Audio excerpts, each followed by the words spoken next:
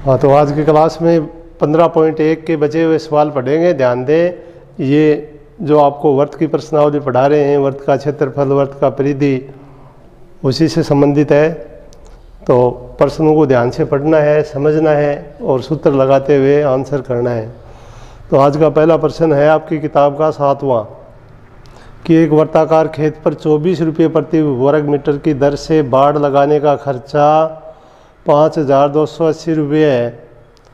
तो बताओ कि उस क्षेत्र में 0.50 रुपये प्रति वर्ग मीटर की दर से जुताई करनी हो तो उसका व्यय क्या होगा। यानी प्रश्न आपको समझाना चाहता है कि मान लीजिए आपके पास ये एक वर्ताकार खेत है। अब इस वर्ताखेर के चारों तरफ बाड़ लगा रहे हैं इस तरह से। तो आप देखते हैं कि ये बाड़ इसके चारों ओर लग जाती है, यानी बाड़ के द्वारा एक चक्कर पूरा कर लिया जाता है और एक चक्कर की जो दूरी होती है वो होती है परिधि। ये बात हमने पहले भी बताई है। क्या होती है परिधि? एक चक्कर की दूरी। तो हमें यहाँ पर ध्यान देना है कि जो खर्चा है वो 24 रुपये, एक मीटर का जो खर्चा है, एक मीटर का खर्चा है 24 रुपये। जो आपको ये बताना चाहता है कि 24 रुपये में कितनी मीटर बाड़ लग रही है, एक मीटर, तो 5,280 में कितनी लगेगी ये आपको बताना है। तो आपको लिखना है 24 रुपये में बाड़ लगती है बराबर 1 मीटर। 1 रुपये में लगेगी 1/24 और 5,280 रुपये में 1/24 गुणा 5,280। तो इस तरह से जो पूरी बाड़ लग रही है उसका जो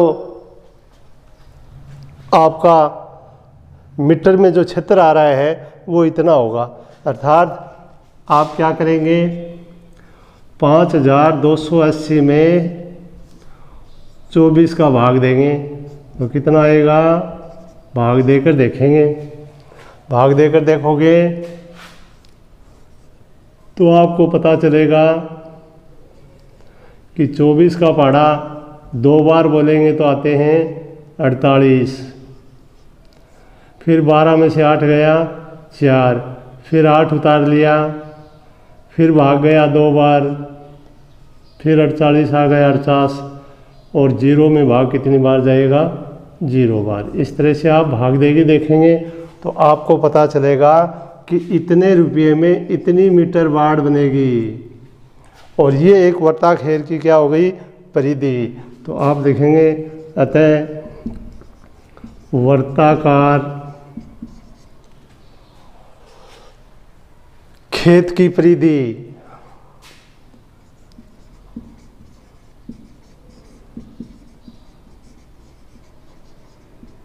220 मीटर है। और परिधि का सूत्र आपको बार बार बताया जाता है, पहले क्लास में भी सीखा है। परिधि का होता है 2πr। तो 2πr का मान हमें दे दिया, 2πr बराबर 220। तो r बराबर 220/2π और पाई की जगह लिख दोगे 22/7।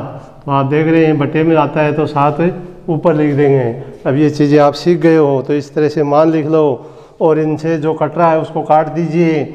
आप देखिए ये 22 है, ये इसको 10 बार काट रहा है और ये जो 10 है इसको 2 काट रहा है 5 बार। इस तरह से बच गया 5 गुणा 7।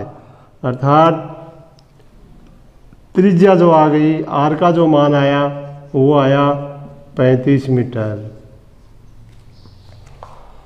अब ये कह रहा है कि इसका प्रति वर्ग मीटर अर्थात उसका क्षेत्रफल कितना हुआ, यानी एरिया क्या हुआ कुल। तो आप लिखेंगे वर्त का क्षेत्रफल बराबर पाई आर स्क्वायर, पाई का मान 22/7, आर का मान 35 गुणा 35। फिर इसको काटोगे, 5 बार कटेगा, फिर गुणा करोगे तो आप यहाँ पर देखो 22 पंजे 110, हाथ की 11, फिर 22 दिए 66, 66 में 11 जोड़ोगे तो कितना आ जाएगा 770। फिर उसको 5 से गुणा करना है और 5 से गुणा करने पर कितना आ जाएगा 3850 वर्ग मीटर या मीटर स्क्वायर। अब आपका प्रश्न बोलता है कि 1 वर्ग मीटर का जो खर्चा है वो 0.50 है। तो आपको जो 3850 जो वर्ग मीटर है उसका खर्चा ज्ञात करना है। तो लिखोगे 1 मीटर स्क्वायर बाड़ लगाने का खर्चा या वे का खर्चा या वे बराबर 0.50 रुपये। अब आपको 3850 वर्ग मीटर स्क्वायर में बाड़ लगवानी है। तो आप लिखोगे कि 3850, इसका जो वे आएगा वो आप यहाँ से गुणा करेंगे 0.50 इंटू 3850। अब चाहो तो देखिए यहाँ पर पॉइंट हटा दीजिए। अगर आप इस पॉइंट को हटाएंगे तो नीचे 100 आ जाएगा, जिसकी दोनों जीरो, एक 5 वाली 50 वाली एक जीरो है, एक 3850 में भी जीरो है, वो कट जाएंगी और उसको फिर 5 से गुणा कर देंगे तो आपका उत्तर रुपये में आ जाएगा कि 5 को 5 से गुणा गया 25, 8 पंजो 40 और 2 42, 15 और 4 19। इस तरह से ये आपका बाड़ लगाने का खर्चा प्राप्त हो गया है। तो आप प्रश्न को ध्यान से पढ़ें। प्रति मीटर दिया हुआ है तो हमने पूरा ज्ञात कर लिया इसका कि ये जो इतने रुपये में कितना बाड़ लगेगी वो उसकी होती है परिधि, और परिधि से सूत्र लगाकर निकालोगे त्रिज्या, और त्रिज्या से सूत्र लगाकर निकालोगे क्षेत्रफल, और फिर जो आपको दर दी हुई है उससे गुणा करेंगे। तो इस तरह से ये सवाल नंबर 7 था। इसी तरह अगला सवाल कहता है कि एक वर्ताकार घास के मैदान की त्रिज्या 35 मीटर, चारों ओर 7 मीटर चौड़ा मार्ग, अर्थात यूँ समझिए कि एक प्रकार से ये 2 वर्त बनेंगे, एक 35 मीटर का और एक उसके चारों ओर 7 मीटर का। तो उसकी जो केंद्र है वो दोनों का एक ही है, और जब एक ही केंद्र है तो जो वर्त बनते हैं उनको बोलते हैं सेकेंडरी वर्त। तो यहाँ पर ध्यान दें कि आपने पहले तो बढ़ा दिया 35 मीटर का, फिर इसके चारों ओर बढ़ा दिया 7 मीटर का। तो आप देख रहे हैं कि ये त्रिज्या तो हमें दी हुई है, मान लीजिए बिंदु ए है, तो आपको दिया हुआ है OA बराबर 35 मीटर। अब ये जो भाग है इनके दोनों के बीच का, इस भाग को समझें कि ये क्या दिया हुआ है, इसकी चौड़ाई दी हुई है, मार्ग बना हुआ है। इस मार्ग की जो चौड़ाई है वो आपकी कितनी है 7 मीटर। अर्थात यदि यहाँ से लेकर यहाँ तक ज्ञात करें तो ये तो हमें पता चल गया कि 7 मीटर है।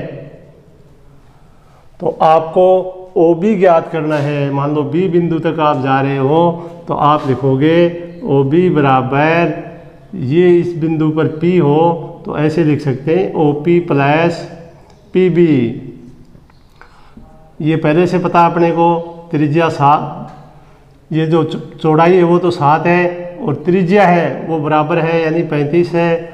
तो 35 में 7 आप जोड़ दीजिए, तब आपको OB का मान मिलेगा 42। इस तरह से आप देख रहे हैं कि आपके पास में 2 त्रिज्याएँ हो गई, क्योंकि वर्त भी 2 हो गए, एक छोटा वर्त जिसकी त्रिज्या 35 है और एक बड़ा वर्त जिसकी त्रिज्या 42 मीटर है। अब इनके बीच का जो क्षेत्रफल है वो आपको ज्ञात करना है। तो इसके लिए हम क्या करते हैं कि सूत्र तो वर्त के क्षेत्रफल का ही लगाना है, परंतु वर्त यहाँ पर कितने आ गए, 2 आ गए, एक 35 मीटर त्रिज्या का और एक 42 मीटर त्रिज्या का। तो आप लिखोगे कि इसके चारों ओर जो मार्ग का क्षेत्रफल है उसका सूत्र होगा कि मार्ग का क्षेत्रफल बराबर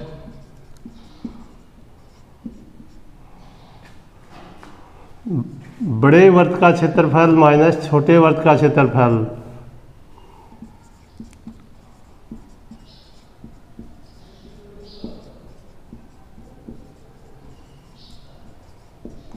अब ये बड़ा छोटा किससे जानकारी होती है, जिस वर्त की त्रिज्या छोटी हो वो छोटा वर्त और जिसकी त्रिज्या बड़ी हो वो बड़ा वर्त। तो आप ध्यान देंगे कि OB ये बड़ी त्रिज्या है और OA ये छोटी त्रिज्या है। तो आप क्या लिखोगे कि पाई r² माइनस पाई r²। अब बोलने में एक जैसा है लेकिन बड़े छोटे का ध्यान रखोगे, क्योंकि यहाँ पर ये जो छोटा r है वो आपको 35 काम में लेना है और जो बड़ा r है वो आपको 42 काम में लेना है। तो अपन देख रहे हैं कि दोनों में पाई आ गया, पाई कॉमन ले लो, यहाँ बच गया बड़ा r का स्क्वायर माइनस छोटे r का स्क्वायर। अब आपको इसमें इसका मान रखना है, तो पाई का मान होता है 22/7, इस r का मान है 42 का स्क्वायर और इस r का मान है 35, यानी 35 का स्क्वायर, बड़ा 42 छोटा 35। अब इसको यहाँ 2 तरीके से सरल कर सकते हैं।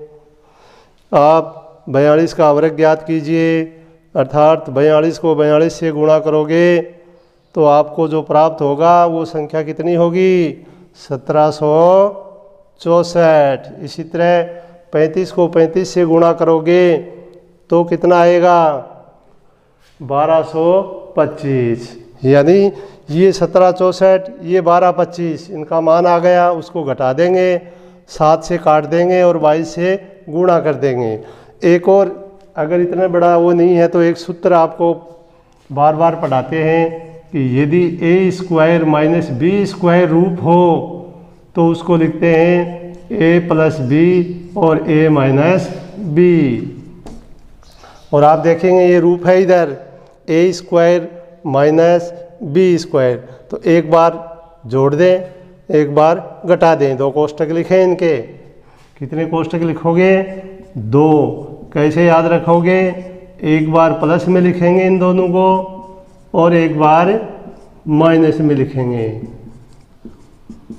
तो आप देख रहे हैं कि जब प्लस में लिखते हैं तो ये जुड़ के हो गया 77 और माइनस में लिखते हैं तो 42 में से 35 माइनस कर देंगे, मान आ जाएगा 7। अब ये 7 है, इससे 7 को काट दीजिए या 77 को, चलो 7 को काट दीजिए, 7 से कट गया 7। अब आपको 22 का 77 से गुणा करना है तो कितना आएगा, 1694। देखिए कैसे आया, गुणा खुद करके देखा करो। 154 फिर 154 फिर जोड़ोगे तो आप देख रहे हैं कितना आ गया, 1694। तो आप लिख देंगे 1694। और क्या ज्ञात किया, मार्ग का क्षेत्रफल। तो क्षेत्रफल किस में होता है, मीटर स्क्वायर में। क्षेत्रफल का मात्रक क्या होता है, मीटर स्क्वायर। और उत्तर लिख देंगे, अतः मार्ग का क्षेत्रफल बराबर 1694 मीटर स्क्वायर होगा। इस तरह से आप ये मान ज्ञात कर लेंगे और सवाल नंबर 8 आपका पूरा हो जाता है। अब सवाल नंबर 9 इसी तरह का सवाल है। ये कहता है कि दो सेकेंडरी वर्तुओं द्वारा परिबद्ध क्षेत्रफल का क्षेत्रफल परिबद्ध क्षेत्र का क्षेत्रफल, अर्थात आपको सिर्फ क्या बताना है, इसका सूत्र बताना है कि ये जो बीच का भाग है इसका उत्तर क्या होगा, ये बताना है, जो प्रश्न नंबर 8 में आ गया है। अब 9वां यही है, ध्यान दो। यहाँ लिखोगे माना OB बराबर R, OA बराबर छोटा r। अब परिबद्ध क्षेत्र है उसका नाम है PB। क्या नाम है? PB। तो PB भाग का क्षेत्रफल बराबर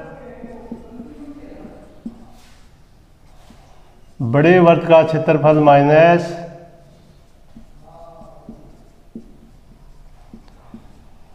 छोटे वर्ग का क्षेत्रफल,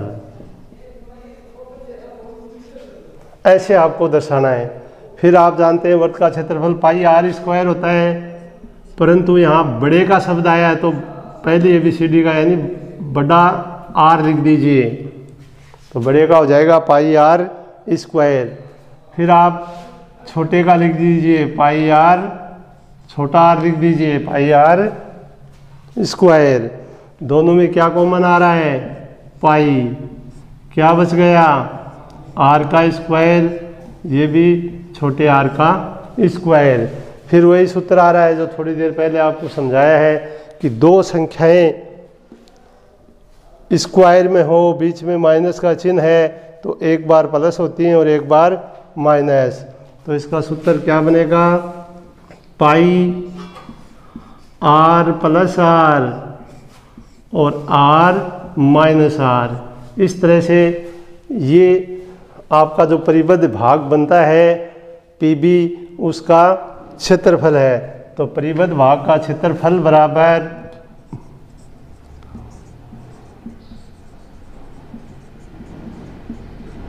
यानी PB का आपका आंसर आ गया पाई r प्लस r और r माइनस r।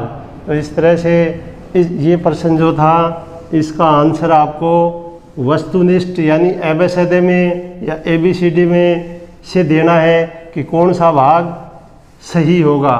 तो आप देख रहे हैं कि इसका पहला भाग आपको दिया पाई r स्क्वायर माइनस r, तो ये तो नहीं आया। फिर एक दिया पाई r स्क्वायर, ये भी नहीं आया। फिर आप यहाँ देखोगे तो ये भाग आ रहा है, इसलिए आप इसमें उत्तर क्या लिखोगे कि सही उत्तर वो भाग कौन सा है? B। तो इसका उत्तर हो गया B पार्ट वाला, अर्थात पाई r प्लस r और r माइनस r।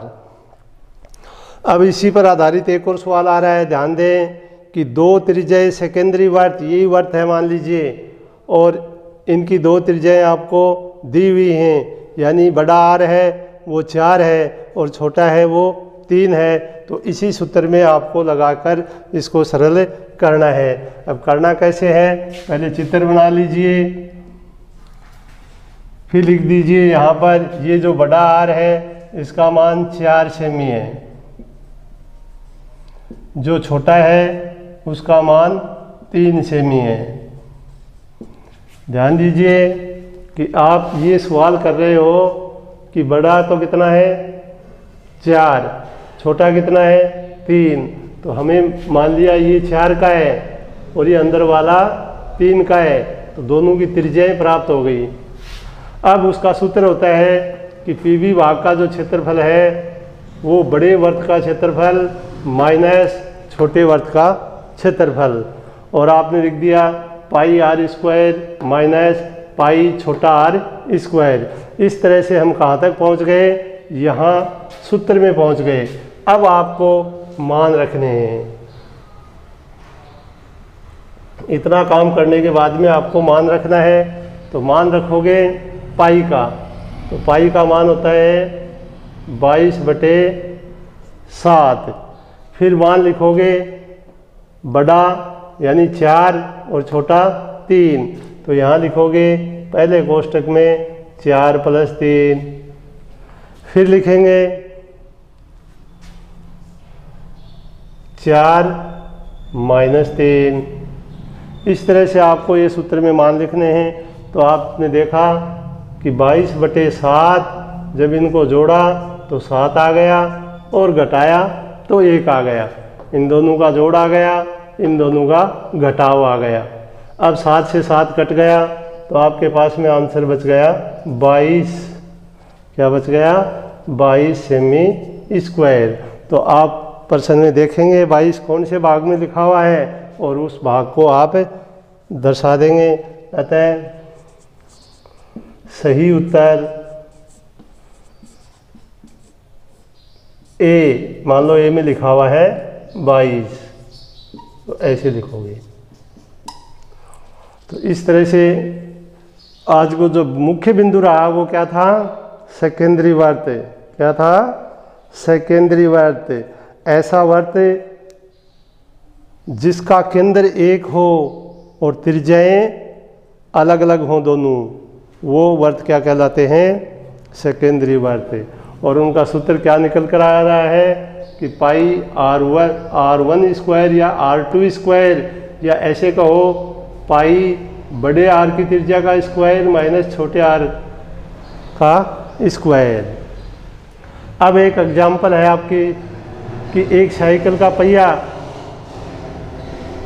11 किलोमीटर चलने में 5000 चक्कर लगाता है। अब ध्यान दें कि ये कहाँ कितनी दूर चल रहा है? 11 किलोमीटर। चक्कर कितने लगाता है? 5000। तो एक चक्कर में कितना चलेगा वो आप उसकी परिधि ज्ञात करोगे। तो सबसे पहले आप लिखोगे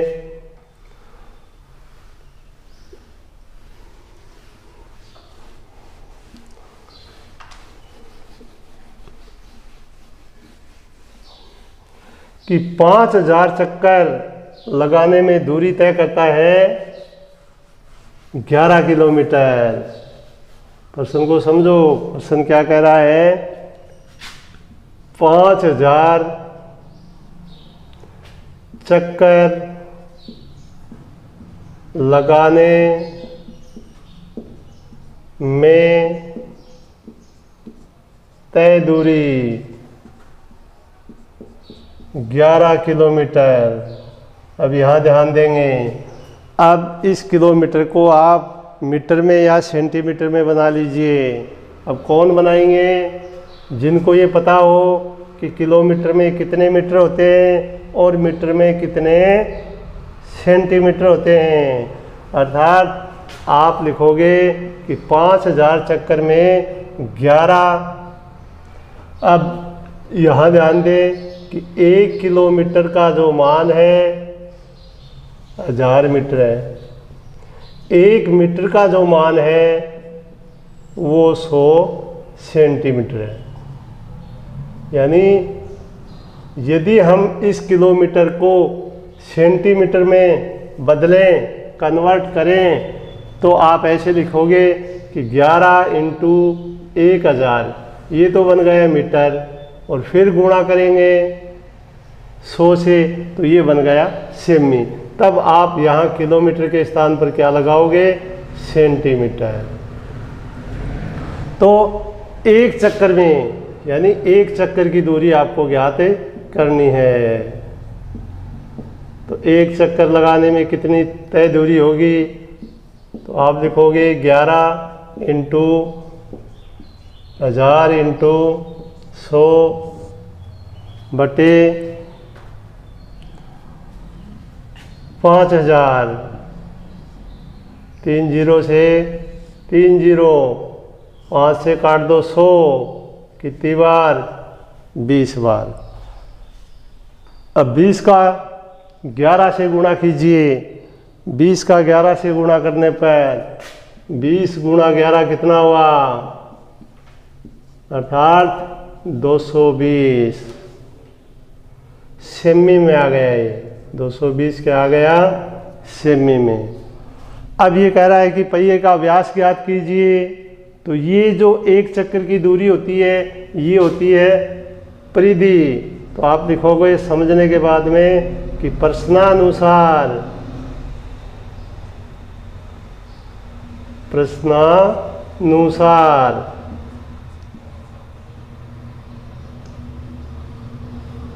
2 पाई r का जो मान है वो 220 है।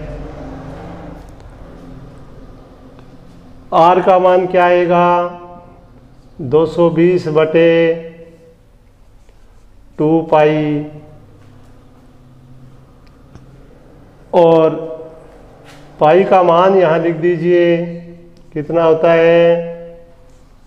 22 बटे 7, और बटे 7 को ऊपर लिख दीजिए। तो आप देख रहे हैं यहाँ से ये मान 10 बार कट रहा है, फिर ये मान 5 बार कट रहा है। तो 5 गुणा 7 r का मान कितना हो गया? r बराबर 35 सेमी। अब प्रश्न में पूछा गया है व्यास। तो व्यास का सूत्र क्या होता है? त्रिज्या का दुगुना। व्यास बराबर 2 गुणा त्रिज्या, यानी 2 गुणा 35, और 2 को 35 से गुणा करेंगे तो ये आ जाएगा 70 सेमी। इस तरह से आप इसको ज्ञात करोगे।